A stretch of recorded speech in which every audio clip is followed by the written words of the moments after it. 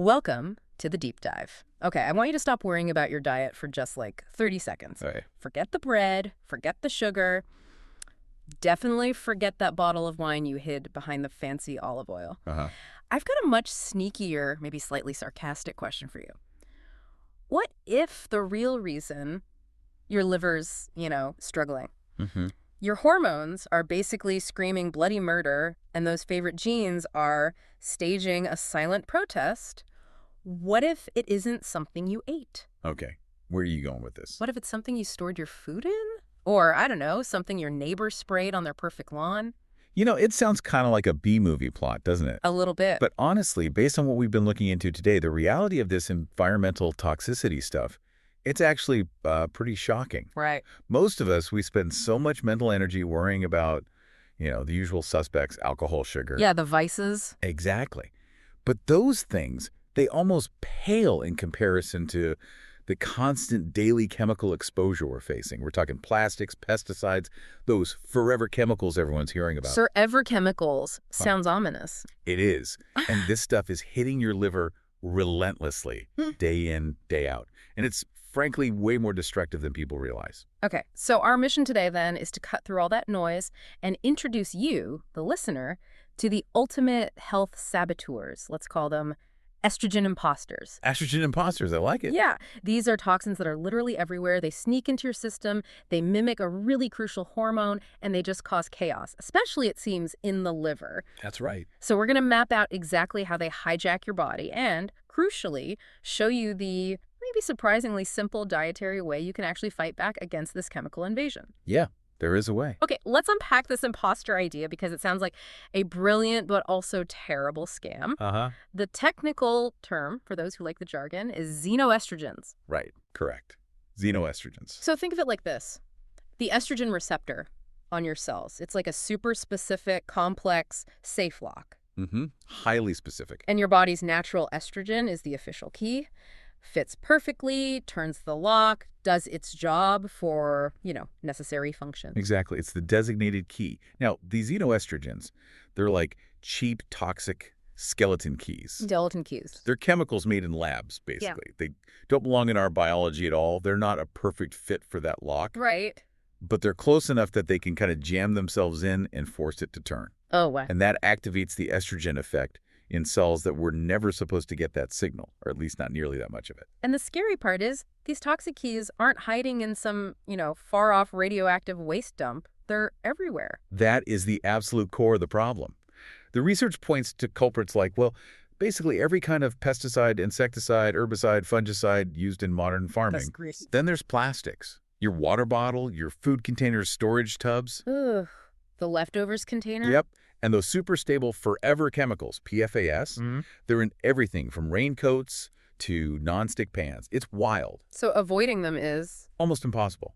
Because they're in our food chain, our water, even the air we breathe. It's led to this global phenomenon, this state of chronic, toxic, estrogen dominance. Okay, but the liver isn't supposed to be the master detoxifier, the central processing unit? It is. So what's so special or awful about these xenoestrogens that makes them harder to deal with than, say, the estrogen in soy or our own hormones? That's a really critical distinction. Your liver, it evolved over millennia to handle things found in nature, like plant estrogens, phytoestrogens. Those are generally fine, even helpful sometimes, and the liver knows how to process them. Okay. Xenoestrogens, though, they are fundamentally different. They are fat-soluble chemicals. Fat-soluble, meaning they like to hang out in fat. Exactly. They cling tightly to fat cells, cell membranes.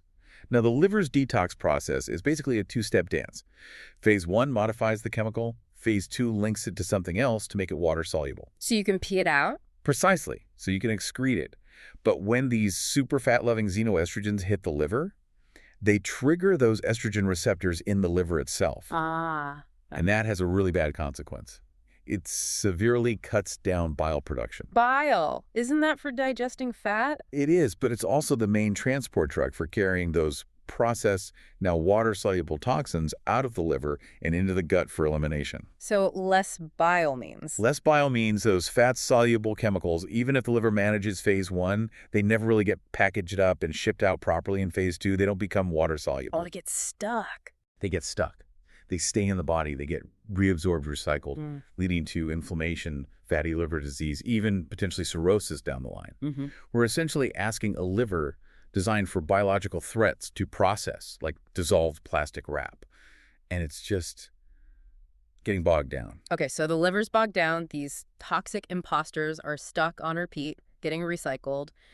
They're not just staying in the liver, are they? Not at all. This is where they become, as you said, body-wide party crashers. Absolutely. Because that estrogen receptor, it's not just in the liver or reproductive organs. It's found all over the body. Right. So when these fake estrogens start triggering receptors in the reproductive system, for example, we see huge disruptions, fertility issues, really severe menstrual cycle problems. But the really visible consequence, often, is just chronic fat storage. Why fat storage specifically? Is it just calories? It's hormonal signaling. Excess estrogen, even the fake chemical kind, tells the body, store energy, prepare for pregnancy. Even if you're male? Yeah. Or past menopause? Doesn't matter to the receptor. So you see fat depositing in those classic estrogen-sensitive areas, hips, thighs, and yeah, unfortunately, increased breast tissue. We're seeing more of that in men. Which brings us to something really interesting you mentioned, the great illusion. Yes. Let's take postmenopausal women. They might have symptoms that scream estrogen dominance. Hot flashes, weight gain, mood swings. Classic symptoms. And everyone, doctors included sometimes, assumes it must be lingering natural estrogen somehow. But the data we looked at suggests often it's not their own hormones at all. Correct. It's often the sheer accumulation of these environmental xenoestrogens constantly hitting those receptors. It creates the illusion of high estrogen activity, but the source isn't the ovaries anymore. It's pollution. Chemical pollution masquerading as hormones, that's unsettling. Deeply unsettling. Yeah. And it's not an isolated thing. We see the fallout everywhere. Think about young girls starting puberty years earlier than they used to. Yeah, you hear about that. And young boys facing significantly lower testosterone levels, decreased sperm counts. It's a massive biological disruption. It even mirrors what scientists observe in wildlife. Remember those stories about male fish becoming feminized near chemical spills? Wow. Yeah. Okay, so let's get specific. These receptors are everywhere.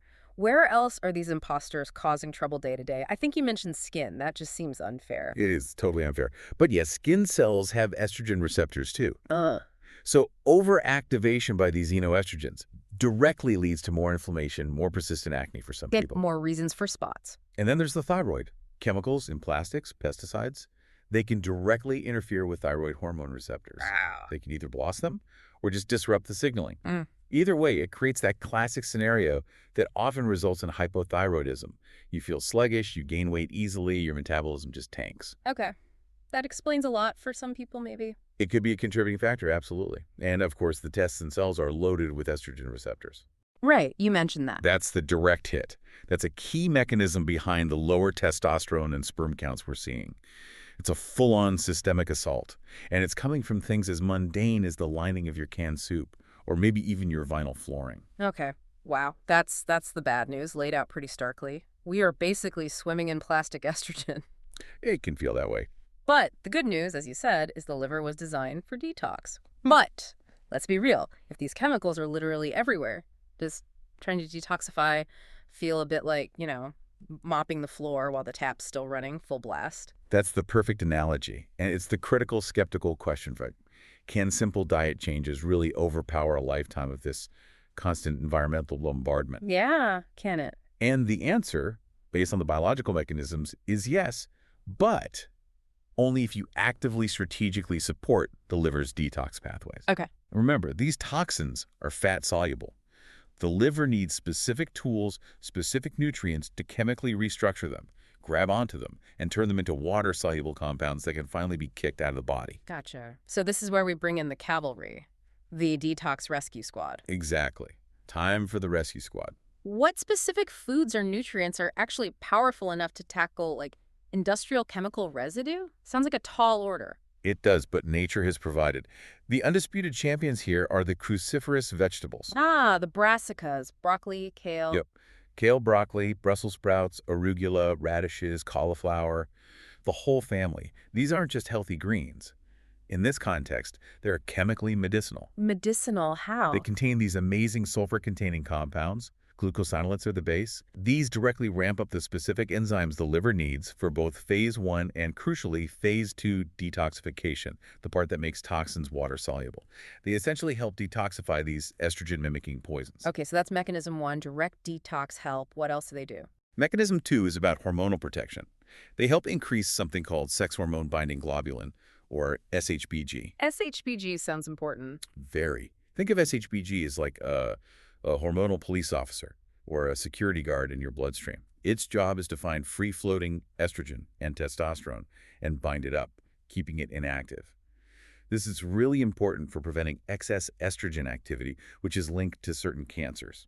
So more cruciferous veggies equals more hormonal security guards. Essentially, yes. Yeah. More SHBG, Yeah. better control over free estrogen. And then there's mechanism 3, equally vital. Okay. These same plant compounds also reduce the activity of an enzyme called aromatase. Aromatase. That's the enzyme that converts your beneficial testosterone into estrogen.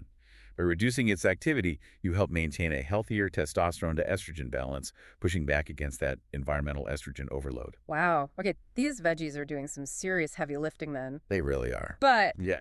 let's be honest. Some people would rather face the chemical onslaught than a pile of Brussels sprouts every night. I know. Fair enough. So are there like concentrated versions, the cheat codes, the heavy hitters for the veggie-averse? There absolutely are. You can target specific compounds. The first big one is DIM, D-I-M. Dim. It stands for dindylmethane. It's basically a concentrated, very bioavailable extract of that cruciferous power, often taken as a supplement. And what makes dim so great? DIM is fantastic because it specifically helps the liver steer estrogen metabolism down less harmful pathways. All right. It helps convert the more potent, potentially problematic estrogens into weaker, less toxic forms that are easier for the body to get rid of. Okay, so dim is like the traffic controller for estrogen detox. Good analogy. And then if DIM is the traffic controller, the next one, sulforaphane. That's maybe more like the hazmat team. Sulforaphane. Sounds serious. It is incredibly powerful. It's another phytonutrient, most famously concentrated in broccoli sprouts, also found in radishes and other cruciferous veg. Broccoli sprouts, those little stringy thing. Those little guys pack a massive punch. Sulforaphane's power is kind of mind-blowing because it's a major activator of that crucial phase 2 detoxification pathway in the liver. How major? The research suggests it can boost the activity of over 200 different detoxification genes in your body. 200. Wow. Yeah. And it does double duty. It also acts as a prebiotic food for your beneficial gut bacteria. And you need those good gut bugs working properly to fully complete the detox process and make sure the toxins actually exit your body. Okay, so even if you can't manage a whole head of broccoli, maybe just tossing a handful of broccoli sprouts into a smoothie or a salad, that's actually doing something significant. Hugely significant. Even small, consistent amounts of these potent compounds can have a really big systemic effect over time. Gotcha. Are there any other general liver supporters worth mentioning when you're dealing with this kind of toxic load? Yeah, definitely. Two others often come up. One is an ACC, N-acetylcysteine. NSE. Heard of that. It's a precursor to glutathione, which is like the liver's master antioxidant and detoxifier. So NAC provides the building blocks. The other is choline. Choline, like in eggs. Exactly. Yeah. Choline is super important for liver health, specifically for helping the liver process and export fats. It helps prevent fat from building up in the liver, which is crucial when the liver is under stress from toxins. Better fat transport often means better bile flow, too. Okay. NAC and choline for general support. Makes sense. So wrapping this up, here's the vital takeaway, the thing we really hope you internalize from this deep dive. Lay it on us. While avoiding these environmental toxic estrogens completely feels and probably is almost impossible in the modern world, Yeah. you are absolutely not powerless. Good. That's good to hear. You have a really powerful, simple, and frankly, pretty cheap dietary countermeasure. Which is... Intentionally eating those cruciferous vegetables. Or using the concentrates like DIM and sulforaphane. Even just doing that a few times a week makes a difference. You are significantly reducing the daily cumulative chemical burden that's hitting your liver.